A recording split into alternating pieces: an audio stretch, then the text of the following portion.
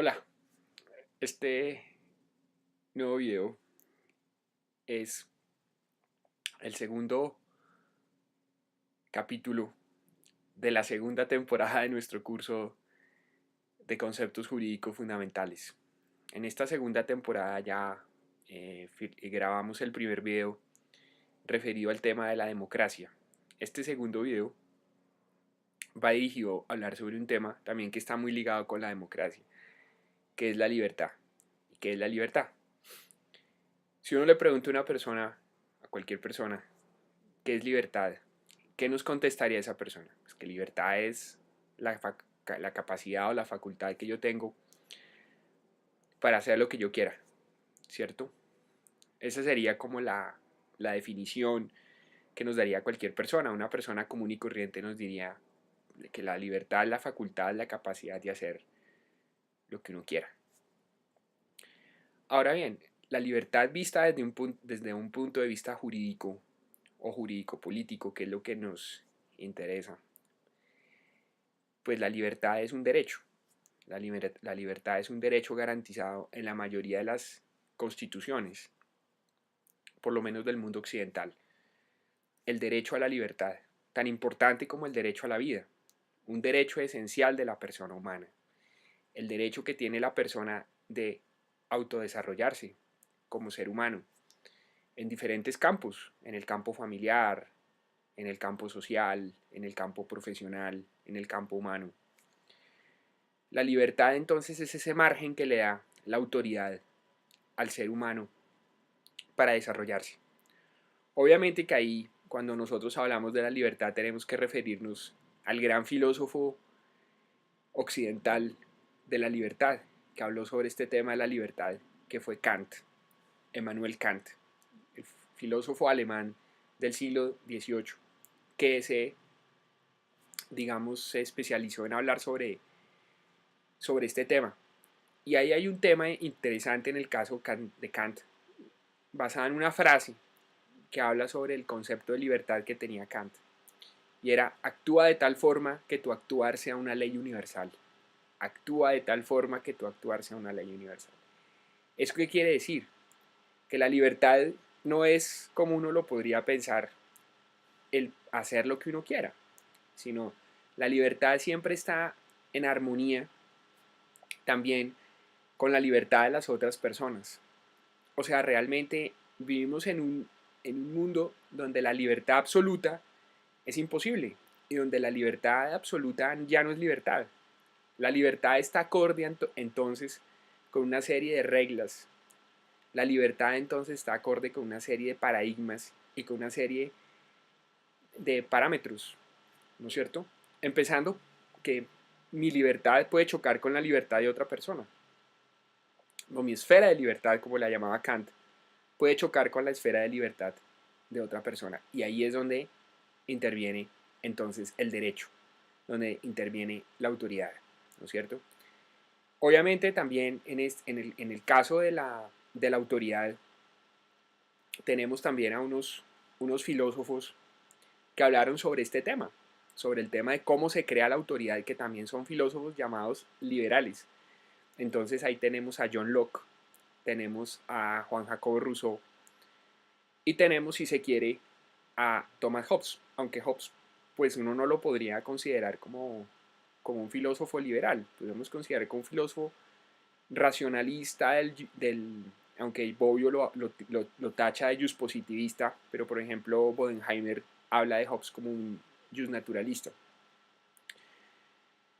Entonces aquí aparecen los liberales y aparece el liberalismo, ¿no es cierto? Libertad es hacer lo que uno quiera, ya no, entonces no es lo que las personas piensan que es libertad. Libertad ya no es hacer lo que uno quiera. Libertad no es que yo salga a la calle y me comporte de manera desenfrenada.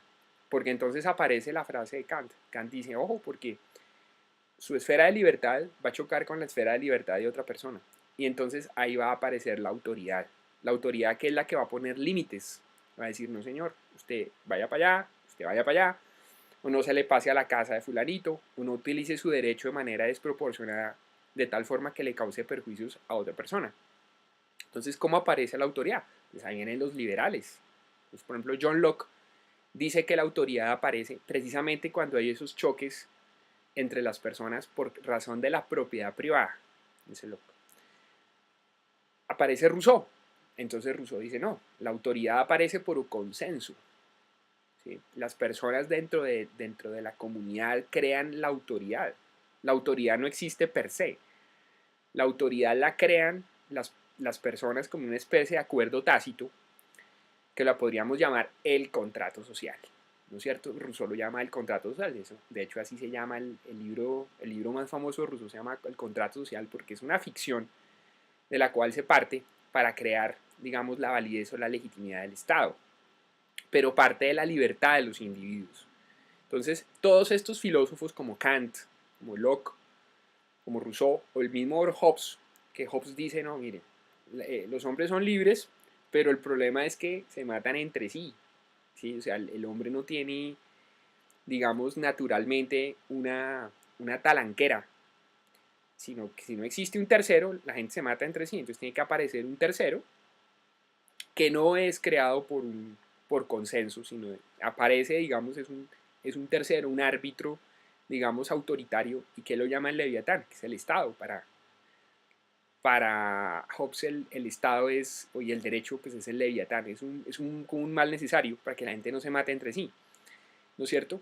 Entonces viene la filosofía del liberalismo y viene todo el tema de la libertad en materia política, ¿no es cierto? La libertad en materia política se traduce en la democracia, lógicamente. Claro, porque la democracia es el sistema que mejor garantiza la expresión de la libertad de los individuos. La libertad es un derecho innato al ser humano y eso viene del justnaturalismo racionalista. Claro. Y todo este tema de la libertad también no solo se traduce en el campo político, sino también en el campo económico. Entonces viene pues ya la teoría de los liberales económicos y pues el gran padre del liberalismo económico es Adam Smith en su libro La riqueza de las naciones, donde ya Adam Smith dice, no, mire, donde se mete en el tema del intervencionismo estatal, dice, no, el Estado realmente no debe meterse en el tema de la actividad de los particulares, salvo para algunas actividades, para obras públicas, para la defensa, para la justicia.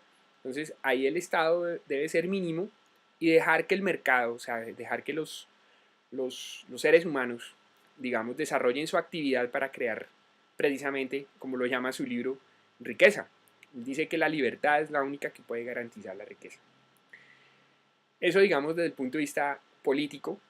Eso, digamos, desde el punto de vista económico, lo que podríamos llamar la libertad o el liberalismo. Dice, pero ambas cosas son similares, libertad y liberalismo. Claro, porque es que el liberalismo basa toda su filosofía en la libertad, ¿no es cierto? Lo que podríamos también adjudicárselo al liberalismo económico, en el cual dice, no, el Estado tiene que quedar al margen, dejar que las personas actúen, ¿no es cierto? Y esa es una forma de garantizar que se cree riqueza, que se cree abundancia. Desde el punto de vista político también, la libertad, pues que se traduce en la democracia, determina que las personas, entre más libres actúen, pues van a determinar también su vida y también va a haber un mayor nivel de felicidad, porque pues si la libertad se coarta de manera autoritaria, pues va a haber un menor desarrollo de la capacidad de los individuos y esa va a ser una sociedad frustrada, una sociedad donde van a haber muchas tensiones sociales, ¿cierto? Sin embargo, pues como lo estamos viendo, incluso todavía lo podemos ver en nuestros actuales tiempos, el tema de la libertad es un tema muy controvertido. Desde, ya lo estamos viendo, por ejemplo, en el siglo XVIII. Sin embargo, ya había un filósofo muchísimo anterior a los liberales del siglo XVIII que ya había hablado sobre el tema de la libertad, y era Platón. Platón, a pesar de lo que dice Popper, que es un filósofo del liberalismo moderno, llamémoslo liberalismo moderno, incluye a Platón dentro de la lista de los enemigos de las sociedades abiertas. John Popper tiene un libro que se llama La sociedad abierta y sus enemigos, y en ese libro incluye a Platón como uno de los grandes enemigos de la libertad o de las sociedades abiertas. Recordemos que Platón tiene un libro que se llama La República, y en ese libro él habla de una sociedad con una especie de un inmovilismo social, porque él dice que las personas nacen con unas tendencias y que una sociedad es justa en la medida que las personas que nacen con una tendencia ocupen ese lugar en la sociedad de acuerdo con la tendencia que tienen. Entonces él llama a los filósofos reyes, los guerreros, los artesanos, los comerciantes en general. Es que una persona que nació para filósofo rey y efectivamente es filósofo rey en la sociedad, eso es una sociedad justa, ¿no es cierto? Uno dice, pero eso es lo más contrario al liberalismo eh, como tal. Pero es curioso, y Popper incluso incluye a Platón dentro de los enemigos de las sociedades abiertas, o sea, de las sociedades liberales, ¿no es cierto? Pero si nosotros miramos con detenimiento la filosofía platónica, tenemos que recordar también que Platón tiene incluso en el libro La República, hay un mito que se estudia en todos los cursos de filosofía en los colegios y en las universidades también, que es el mito de la caverna de Platón. Él dice cómo los hombres estamos ciegos, ¿no es cierto? Estamos mirando simplemente apariencias y que cuando nos volteamos a mirar en esa mítica caverna, ¿no es cierto? La luz, ¿no es cierto? Que ilumina unas figuras que son serían como los arquetipos originales de las ideas de Platón, ¿no es cierto? Entonces ahí Platón se está refiriendo a la libertad, precisamente también. ¿Qué es la libertad para Platón? La libertad para Platón es el conocimiento de la verdad. La libertad para Platón es el conocimiento de la verdad. Una persona no es libre mientras no conozca la verdad, que Platón dice que la verdad es el esplendor de lo bello y lo verdadero. Platón dice que la verdad es el esplendor, no el esplendor, el esplendor de lo bello y lo verdadero. O sea que lo bello y lo verdadero es, lo bello y lo verdadero es la luz, digamos. La luz en el sentido, digamos, filosófico, ¿cierto? Entonces que una persona es libre cuando conoce la verdad. Recordemos el mito de la caverna de Platón. Y entonces ahí está todo el tema de la libertad. Una persona solo es libre cuando conoce la verdad. Cuando una persona no conoce la verdad, es fanática de sus propias convicciones. ¿Sí? Cuando una persona está atada a sus fanatismos, cuando una persona está atada a su ignorancia, pues no es libre, ¿no es cierto? Entonces, por eso es muy chistoso cuando pongamos un ejemplo contemporáneo. Por ejemplo, el caso del maltrato a los animales. En el caso de las corridas de toros, para concluir este video sobre la libertad, poner un ejemplo sobre el tema de la libertad. Los señores que intervienen en las corridas de toros dicen que se le está coartando la libertad cuando hay una autoridad que dice, no pueden haber corridas de toros. Dicen, en uso de nuestra libertad, nosotros acudimos a corridas de toros, ¿no es cierto? Por la libertad.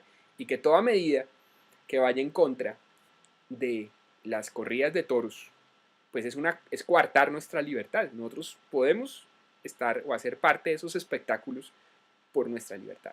¿Hasta dónde va la libertad de estas personas? ¿Estas personas son realmente libres? Lo mismo podría decir, por ejemplo, aunque pues obviamente el ejemplo es demasiado extremo. ¿Sí? Por ejemplo, un violador. Un violador puede decir, no, pues que por mi libertad yo puedo violar, o por mi libertad yo puedo robar un banco, por mi libertad yo puedo asesinar. No, porque usted realmente no es libre, usted es esclavo de sus instintos. Lo mismo yo se lo adjudico a los señores de las corridas de toros. Yo les digo, ¿hasta dónde va la libertad? Eso realmente no es libertad. ¿Sí? Porque torturar a un animal, pues es un hecho inmoral, ya tengo un video dedicado a eso. Y las personas que disfrutan del dolor ajeno, por ejemplo los psicópatas, los sádicos que gozan con el dolor de las personas, no son libres. Son personas que son esclavas de sus instintos. Y esos instintos les hacen obrar en el mundo material, en la sociedad, de manera inmoral, porque le están causando un daño a otra persona. ¿Sí? Y eso es lo que pasa con el caso de las corridas de toros. Ahí no, hay las personas que son aficionadas a los toros, uno no podría decir que están haciendo uso de su libertad, sino de su libertinaje. Una cosa es libertad y otra cosa es libertinaje.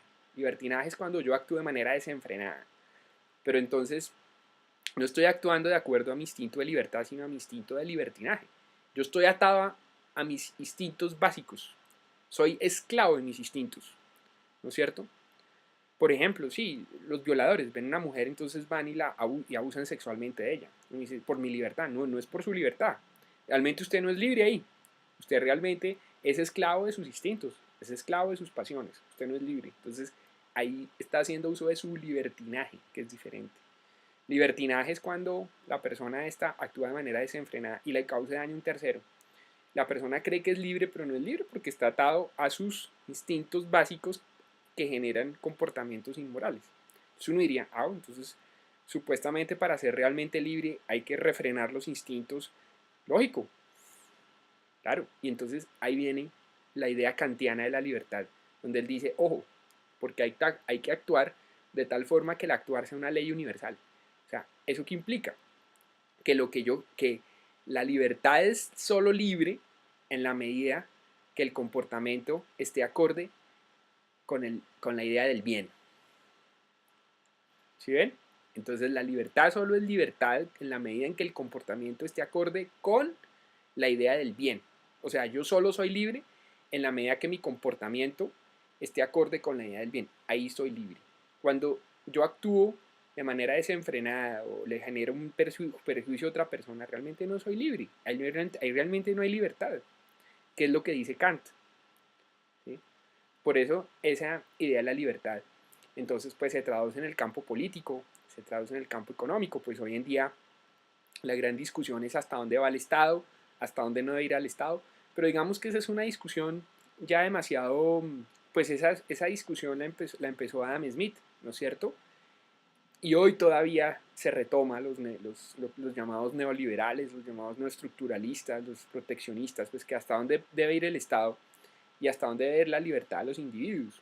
Yo pienso que es necesario que haya libertad en una sociedad, lógico, obvio. Si no hay libertad, pues es una sociedad inmoral. Una sociedad que coarte la libertad de los individuos es una sociedad inmoral. Pero también tiene que haber Estado. ¿Sí? ¿Por qué? Porque el Estado debe garantizar precisamente eh, los límites, debe garantizar unos límites para el actuar de los individuos. Y de tal forma que cuando los individuos se salen de esos límites, pues debe actuar corrigiendo esa salida de esos límites. Porque no todas las personas son conscientes de eso.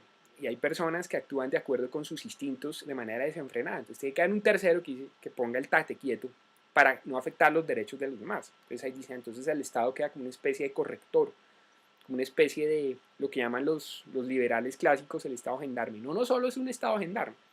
¿Hasta dónde debe ir el intervencionismo del Estado? Pues como dicen también muchos filósofos del liberalismo, el Estado hasta donde sea necesario. ¿Sí? El Estado hasta donde sea necesario. Un Estado que ya se mete demasiado en la libertad del individuo, pues es un Estado que va a generar un comportamiento inmoral. Entonces, pues el ideal es un Estado, que debe existir el Estado, pero de tal forma que el Estado no destruya la iniciativa individual y que no destruya la libertad del individuo, porque entonces ya una sociedad en la cual el Estado ya es demasiado intervencionista se convierte en una sociedad inmoral, que es lo que ha pasado con los estados socialistas o lo que pasó por ejemplo con los estados como la URSS. Ya el Estado ya se metía demasiado en la libertad de las personas y lo que generan son sociedades inmorales. Aquella sociedad donde la libertad está coartada de manera extrema son sociedades inmorales.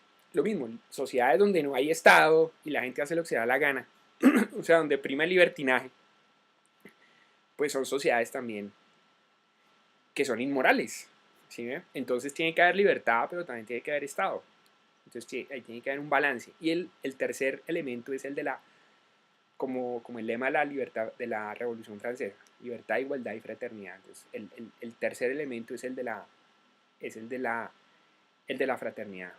Porque que yo pienso que fue el elemento que faltó en la filosofía kantiana, sin que yo tenga la menor intención de estar diciendo que yo soy mejor que Kant, como me dijo algún señor en un video que yo me creía mejor que Marx. No, yo no estoy diciendo que sea mejor que más ningún filósofo, ni más faltaba, sino que el tema que les faltó a los liberales del siglo XVIII fue el tema de la fraternidad. O sea, es importante que exista el Estado, es importante que exista el individuo, pero también debe existir la cooperación, la fraternidad entre los hombres, como esa argamasa entre la libertad y el Estado, digamos, la esfera individual y la esfera colectiva.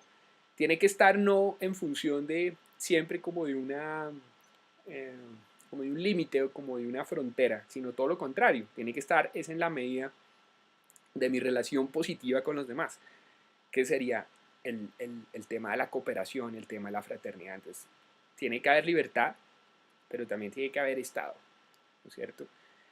Los anarquistas dicen, bueno, no, el Estado es inútil, el Estado no sirve para nada. No, pues el Estado sirve porque el Estado, digamos, es un árbitro, como lo decía Loco, es un árbitro necesario, porque en todo caso van a haber disputas entre los hombres, que sí, esas disputas se pueden resolver de manera amistosa, pero si no, pues tiene que haber un tercero. Igual, por ejemplo, igual, incluso en los métodos modernos de resolución de conflictos, las personas cuando tienen una diferencia dicen, bueno, nombremos un árbitro, y las personas no se están matando entre sí. De hecho, es una forma civilizada de resolver un conflicto, que es ir a un tercero. Entonces, como vemos, este tema de la libertad no es fácil.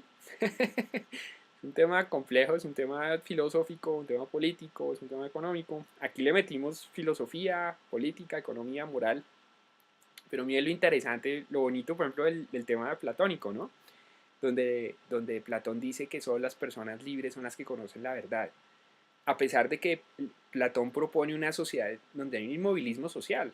O sea, la sociedad que propone Platón es una sociedad de inmovilismo social.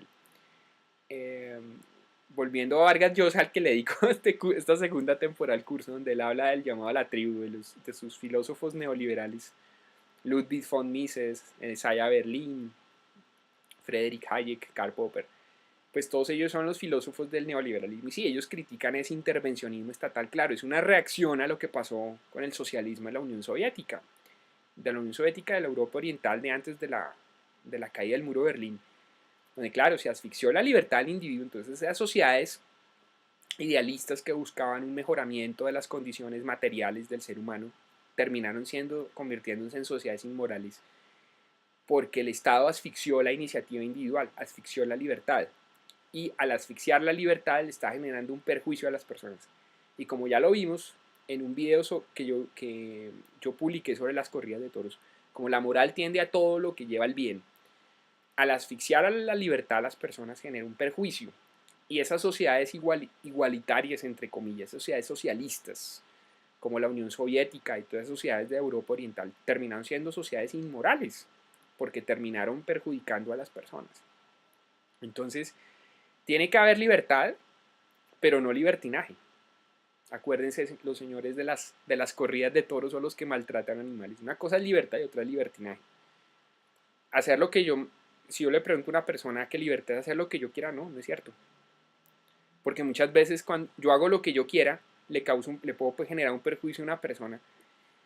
Y ese uso de la libertad desbordada probablemente no es en, en manifestación de la libertad, sino en manifestación de que yo estoy atado a un instinto que perjudica a otra persona. El Estado, tiene que haber Estado, obvio, porque tiene que haber un conciliador, un tercero, tiene que haber un árbitro, ¿sí? Y un árbitro que de cierta forma también, un poco aplicando el tema aristotélico, que redistribuya las cargas en la sociedad, ¿sí? Un árbitro que diga, no, no, un momento, aquí tal cosa, pase acá, ¿sí? Digamos un árbitro de las diferencias entre los individuos.